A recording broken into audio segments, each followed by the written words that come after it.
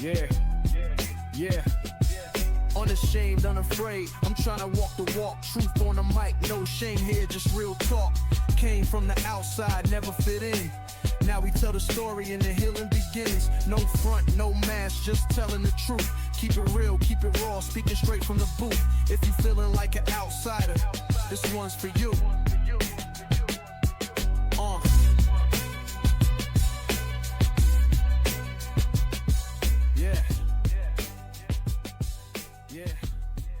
Welcome to another episode of Unashamed, Unafraid. We are unashamed of sexual addiction recovery and unafraid of coming unto Christ for healing. I'm Sam. I'm a guy in recovery. I'm here with Chris, the Hulk of Hope, and we've got James with us. Yep. How you doing, man? I'm doing good.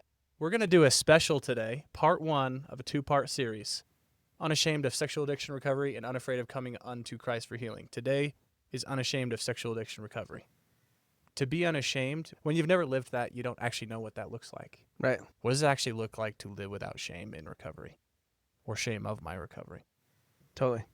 Well, getting unashamed, period. Like when shame has been the primary driver of much of your life and your decisions. Like to just say unashamed of sexual addiction recovery, that is a freaking deep statement. Right. And that's a lot of work. There's ways to be unashamed of sexual addiction recovery of like, yeah, I can talk about that I'm in it, but that is not the definition of unashamed of sexual addiction recovery. If I just want to become fully unashamed, that's a whole different journey than just being unashamed of my sexual addiction recovery. Right. So which one do you want to talk about? Because if we want to sit and talk about being unashamed as a whole, that's like a 30-part series. Jeez, man. You know?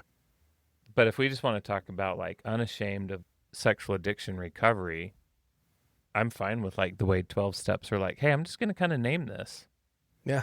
Hey, I'm James and I'm an addict, or I'm James and I struggle with a sexual compulsion, or I'm James. I'm just getting used to saying, hey, I struggle with this. Totally. And that in and of itself is just getting me used to like admitting that I have this problem that I just can't figure out. Well, because shame lives in that isolation. Right. And so Well, being and the unashamed secrecy, of that is right? getting that out and voicing it. And Right. because I didn't voice it to anybody. I mean, Well, yeah, nobody even, does right at the beginning. Even after, like when I got caught for affairs, it still took me 6 weeks to even mention that I had an issue with porn and masturbation because of the shame that I felt in that.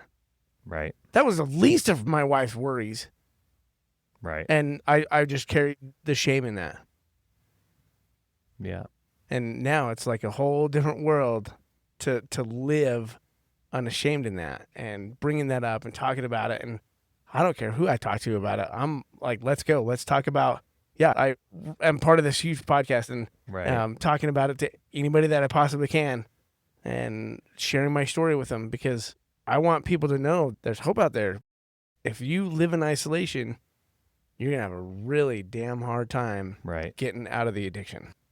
Right. And if you just go to the classic Brene Brown, like she's like, what are the 3 ingredients that shame needs to thrive? Secrecy, silence, and judgment. Yep. That's a pretty ripe recipe for generally what people have going on with their porn usage. Secrecy, silence, and judgment. Yep. That is, yeah, that is shame. I mean, that's Right. that is so succinctly what you live in when you live in shame. She Secrecy, may or silence, may and not be judgment. an expert in that. Yeah. She might know a thing or two. Might have done some research. Yeah. And that's the thing is societally, that is also true. Now, as a society, we're starting actually to talk about it more than ever. But for the most part, when it's about an individual, it still seems very secret, silent, and judgment. And then when it is discussed as a general thing out there, there's still often this judgment. And then the secret or silence is what goes unsaid in all of that, right? Yeah. Yes. Wow. That's really well said. Because I can talk on the podcast all day long. But when I go to church, like the other day, I was teaching a Sunday school lesson, right? And it was like a really good opportunity. And I hesitated just for a moment because I was like, boy, to bring up my addiction right now. We don't do that here. We talk about it at arm's length. We don't talk about it right here. From in the heart. eye, yeah. Yeah, from the eye. And I did, and it was actually super liberating. And now my whole ward wants to come talk to me about Sick. the Yeah. whole thing, right? But Well, it but, is, I mean, it's so and- hard to get there. Oh, it is. And then at the same time, you have to watch out for, in therapy, we call it like you can be vulnerable, but you don't want to be vomity. And so now we have to be boundaried and appropriate when we do Totally. talk about our recovery. Yeah. It is inappropriate at times. Totally. And yes, a place of worship isn't always the right place. Sometimes it can be. And depending on the subject that you're talking about, Exactly, it might but- come up and be like, great, but hey, like- this is my time. Potentially in your like big main congregational meeting when you have young children there, Right. that might not be appropriate. You got to be mindful Of your audience. Of your audience and be respectful of where they're at. I'm fine if people want to talk about their sexuality in my therapy office or amongst adults, but if I've got young kids, I'm like, there might be some things that you're going to say that aren't age appropriate for my kid, Yep. Right. you know? Yeah, that's interesting. So I think maybe context matters a little bit as well. What do I share and when? And that's hard for someone who has lived a life of sexually compulsive behavior as well. Yeah. Like me, no one ever taught me what it looks like to be appropriate, Right. right? Like It was either all or nothing. It was Yeah. don't talk at all. Yeah. Right. Yeah. One of our church leaders, our stake president, he said, now don't let anybody know that this is something that you guys are struggling with. That was the advice you got. Yeah. There's the Wow. all or nothing. And Yeah. turns out I shared it to the world, so he was wrong. When you're sharing it between sessions at general conference. Right? Yeah. Yep. Totally. You know, James, we're going to pivot here because I love the way that you said something right at the beginning, which was that it's very hard to talk about. And then you stop, you said at least at the beginning. And I love that you said it that way because there's a process, there's this scale. And as you get into recovery, you start to layer by layer get rid of the shameful sexual scripts that you have. Puzzle piece by puzzle piece, you start to actually build something that feels like you can share it, like it's safe to share it. And I don't necessarily know what that process looks like, but I'm curious if we can dig into that process a little bit. I actually think I could probably talk about it, frankly, from a little more expertise than Chris because I have an opinion about why Chris can talk about it more readily. How long you been sober, Chris? 18 years. That's why Chris can talk about it. Yeah. Okay. Huh. Why can't you? When's the Because last time you had a relapse, I Sam? relapsed last night. Bingo. So Yeah. It's huge. Chris is going to be like, there's hope. I'm on fire. People can heal from this, right? He's speaking from this place of like, I got it. Yeah. This is place he's confident. Where are you at? Yeah, why can't I talk about it? Because that's what I felt. When I'm a month clean or 2 weeks clean even a week clean, I can talk about it, Right. right? But if it happened yesterday, I can't look someone in the eye and say like, What did you I'm feel when I struggling. just like, crap, he's going to ask me right now how sober I am right here on the show. you know, I think I'm past that actually, Okay. but typically I would have been like, no. But I'm just finally at this point now where I'm like, I don't care. I'm really embracing being unashamed about Okay. about sobriety. Now, okay, walk us through your journey. How'd you get here? How am I able to look you in the face and I'm like, when's the last time you acted out? And you're like, last night. What hit you? What did shame hit you? No. So what journey have you gone on so that you can now talk about that And not go to shame. and not have that go to shame That's super and not want to question. keep it a secret? You didn't want to be silent about it. You're not having a bunch of judgment about yourself about it. That journey started the day that I told my parents about my addiction when I was 14 years old. And it went very poorly. Yeah. I was so scared. I genuinely think that is the most scared I've ever been in my life. And I had to write my dad a note, right? I put it on like the chair next to him or something. And I ran to my room and he came in and we Yeah. talked about it. Yeah. But I couldn't do it. But as time went on and I started to learn recovery principles, I started building a community that was based on emotional safety. And I had enough good experiences that my confidence started to build. And the way that I thought about this changed. And I had enough times where I called a buddy and I was like, dude, I just relapsed. And he was like, yeah, like I get it. I hear you. I love you. That it began to be more comfortable and I started to get out of the shame. I also have done some big big trauma therapy surrounding my sexual shame scripts. Mhm. But there was just these layers. I started to break down these layers and peel back the onion, and I'm getting very close to the middle now, where I was way on the outside before. Yeah. So you had to just keep facing it, no longer keep secrets. You're sitting here, though, on a podcast, and anybody in the world could happen to listen to it. Yeah. And yet you're not ashamed, and you're not feeling the shame of, like, yeah, I just have to admit that I'm still in the thick of this process, that I relapsed last night, and that's not hitting you. So that's different, right? Yeah. Because you can be unashamed of your therapist, because your therapist is super safe. You actually don't know who's listening to you, and you don't know if they're safe to hear it or not. Yeah, I don't know. What am I missing, James? I am having a hard time describing what has changed inside of me. Even on the podcast. This is where I'm going. I've watched you change in the time you've been on this show. Yeah. You know what really changed for me? Okay, I'll tell you what changed for me. This is it. We got an email from Troy B. Who we just had on, yeah. Yes. Yeah, We yeah. just had on last recording, right? So this will be 4 weeks ago, roughly. And we had that whole conversation about sobriety, and God touched my heart in a way that he hadn't before, and showed me that I was really ashamed of talking about how sober I was. And so I had to have an experience like that, even with the recovery that I've been in. You know, I've had some really good healing experiences, but I had to have God, I guess, kind of release me from the shame of that. And we talked about it, and there was some acceptance of the fact that I am good even when I relapse. Yeah. It just woke me up. And the last month or two, I have been talking to everyone. I'm more involved with Unashamed, Unafraid than I've ever been. I go to a business networking group, and I'm like, yeah, I'm the guy in recovery, and I run this nonprofit, and we do this. We were at my wife's cousin's wedding the other day, and we were talking about what I do, and her grandma said, boy, Jasmine must be so happy that you've overcome this in your life. and I looked her in the eye, and I said, I'm still struggling with this, but I believe that someday I'll be fully healed. Because if you could talk about it, then you can heal. And her eyes were wide open. Love that, dude. And then her whole expression changed, and she was just like, wow. I never would have done that even 6 months ago. It was Yeah. crazy. So how do our listeners get where you're at?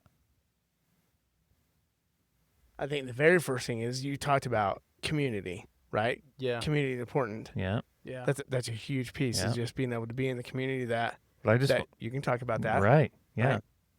Yeah. So put together like string the dots along now for us. Sam, It starts by building a good community. right? I mean, so Absolutely. I have established good safety in my community. I have built a community of friends who I can talk to, who are compassionate, who are understanding, That still love you. that still love me. even when you act out, that Even still when I come up act to your out. heart, and Yeah. they're like, Sam, I don't give a shit. Like, I still love you. Yeah. Can we say that on this show? Yes, we can. Okay. We just can't say the F word. Oh, okay. I was just double checking. The second piece of that is that I think that, well, this is what I'm having a hard time putting together. Like, I know you know the answer, and you're just waiting for me to say it. I think this is what happened to me. I started experiencing enough safety in my life, and I started feeling the joy that comes from having authentic relationships Yeah. that included all of me, not just the pieces that You want them to see. were socially acceptable to share. And as a result of that, I wanted to share it with other people. It means so much to me that I get to live in a space where I can talk about it now, that I'm just like, guys, like, this is where it's at. It's so clearly true to me that now I don't care. I don't care. Like, you can judge me, and I just don't care. And there are moments of weakness where I get scared again. I just talked about one on the podcast maybe 3 or 4 months ago. But I just am getting to this point where I don't care. It just feels more authentic and more helpful and more myself to just step into that, no matter the situation. I've talked about it at church. I've talked about it with my wife's family. Before I married my wife, I went to her dad. Actually, this is right after we started dating, and I sat him down and I said, "Hey, David, I want you to know about my recovery journey. This is what it's been like. Here's where I'm at. Here's what I'm working on. This is me. And I promise you, I will never lie to your daughter." Because I'm just at that point where like, I'm not going to. I will not sink back from the shame because my life is so much better without it. Wow, that felt really good to say. Feeling it. Yeah. Okay. So, brand new listener, just started listening. This is the first episode he's ever heard. He's like, I want to get unashamed. Yeah. And I know you talked about it in pretty big picture. Do you have first step, build some community? Yeah. Okay. Well, so refer him to a podcast about community. So whatever episode that is. Yeah. You can go, we have tons of Yeah, episodes we've on got- building community, navigating relationships. You can go Right. learn about that. Okay. Yeah. So you're going to be like, yeah, community's critical. Yeah. And if he's like, okay, then what? I And mean, let God guide you from there? Or like, what are you going to tell him? yeah, I would just say start there. Once that becomes a big enough part of your life and your relationships change enough that you feel it, not just know it, but you feel it, you'll naturally... Safe community. Safe community. Once you start to experience that long enough, well enough, deep enough, naturally and instinctively you will start to show up differently, and it will matter to you to be unashamed. It will matter to you to be authentic. Appropriately, I think being dignified about it matters, but Yeah. it will matter. It will matter because you'll realize over time that the person who you are when you're authentic is the person who you want to be. You enjoy being that person more than you enjoy being the one that's stuck in shame. You got to be committed to being unashamed in that safe community. Yeah. And there will be a lot of times. in Because I've watched between- people hide in safe communities Yes. still. Yeah, that's a good point. There will be a lot of times going from A to Z where you have to face yourself and challenge the fear. I've done a lot of scary things, and I've had a lot of scary conversations. Yeah. The fear is just draining out of Even those amongst us, you've yes. had those Oh, conversations. for and sure. Yeah. you're like, man, I'm feeling shame for this or shame for that. I And don't even want to we've bring it up. sat down for like 2 hours and talked about it and Yeah. all the things, you know? Yeah. Well, that's the thing to know about shame. Yeah. You never, you're in it when you don't want to talk about it. Hmm. When you're like, this is scary, I'm in fear. That's probably a good indicator. Shame is here. Like, that's worth checking out. So if you don't have anybody that is safe for you, find them. Yeah. Or cultivate Find it that. and create it. Yeah. Yeah. Yeah. Because you don't just find it and all of a sudden they're Yeah. saved. Like, you have to cultivate it, right? I had to cultivate right. mine Well, so did because I. not many people were, back in the day, 18 years ago, people weren't really talking about this out in the open. So I'm like, yeah. Right. here we go. I was scared to death Yeah. Yeah. of what the responses were going to be. Yeah. Same. And I was like, okay, here we go. Now I'm giving it to God. Well, I God gathered guiding up me my here, 3 best and- high school buddies, and I'm like, oh, crap, I just might lose all of my 3 best high school buddies. I might lose my entire safety net that I have had my whole life. Here we go. And the response was, Me too. And then we were off to the races. and Wow. you guys are all still best friends. Oh, yeah, now we get, You guys all even get we're together. closer than everything. ever. Yep. Yeah, we get together super regularly now. Yeah. I love it. That's what living unashamed looks like. Any final thoughts, Chris James? I would say find your why you want to be unashamed for it. Not necessarily just sharing your story, but like being unashamed of the sexual addiction recovery. Why is that important for you? Hmm. You know? Yeah. Because for me, it was to provide hope for someone else. God had helped me and blessed me in so many ways to be able to help me out of this addiction. I'm like, I want to be able to help people and help them discover, hey, they can do this too. They can get out of this. And if I can just help one person, I'm totally down. if I do this for years and I only helped one person, I'm down because God guided me to that person. But God has guided me to thousands of people. Yeah. Hulk of hope. Yeah.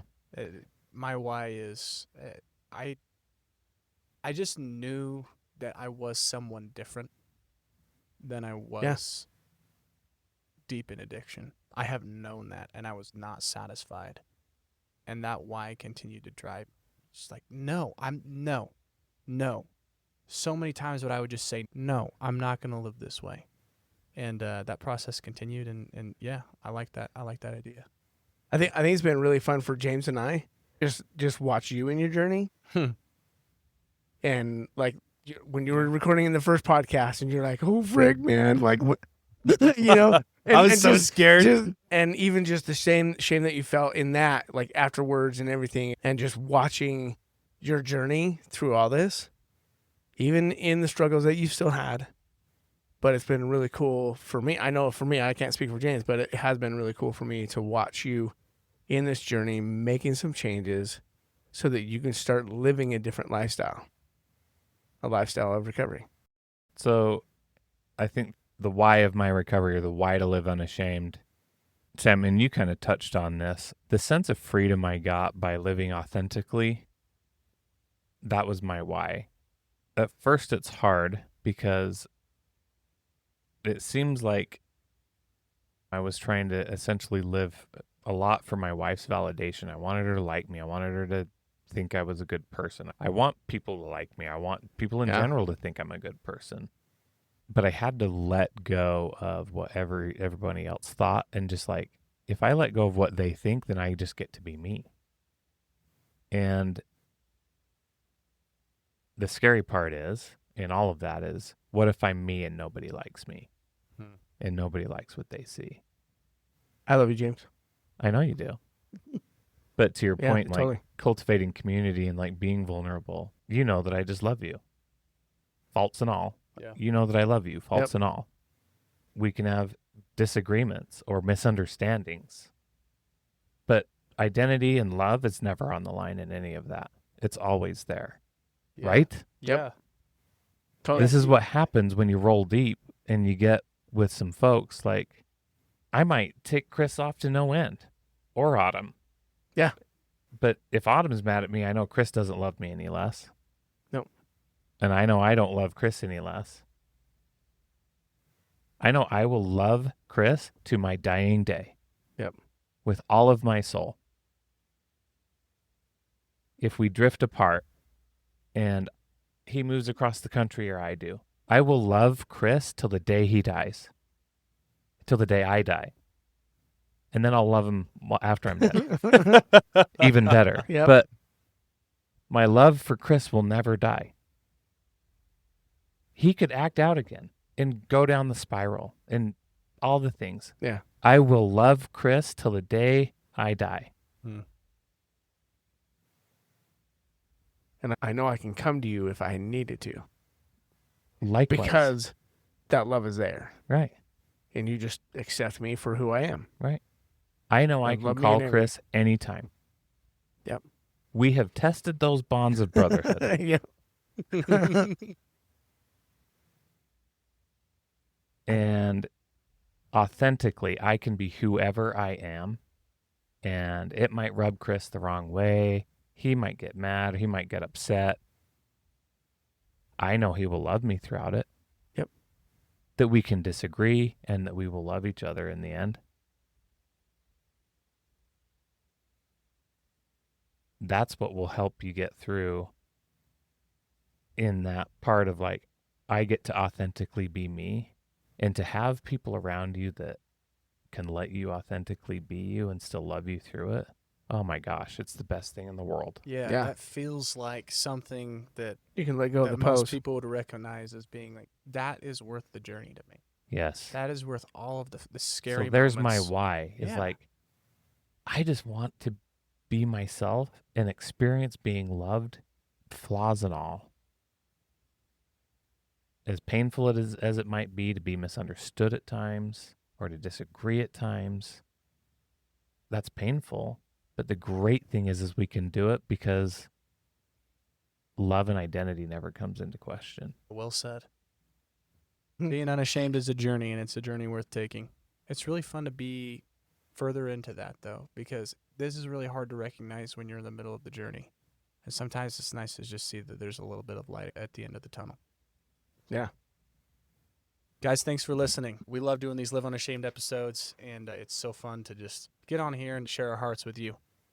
Follow us on social media at Unashamed Unafraid. Become an outsider and make a monthly donation. Any donation is great. Head over to unashamedunafraid.com right now, wherever you're at. Just a couple dollars a month is huge for us. It helps us to spread this message and to make a huge impact in the lives of men and women in recovery. Share our podcast with someone who needs it. If this was impactful to you, it'll be impactful to someone else. Give us a 5-star rating wherever you listen to your podcasts. Thanks again for listening, and until next time, continue to live unashamed.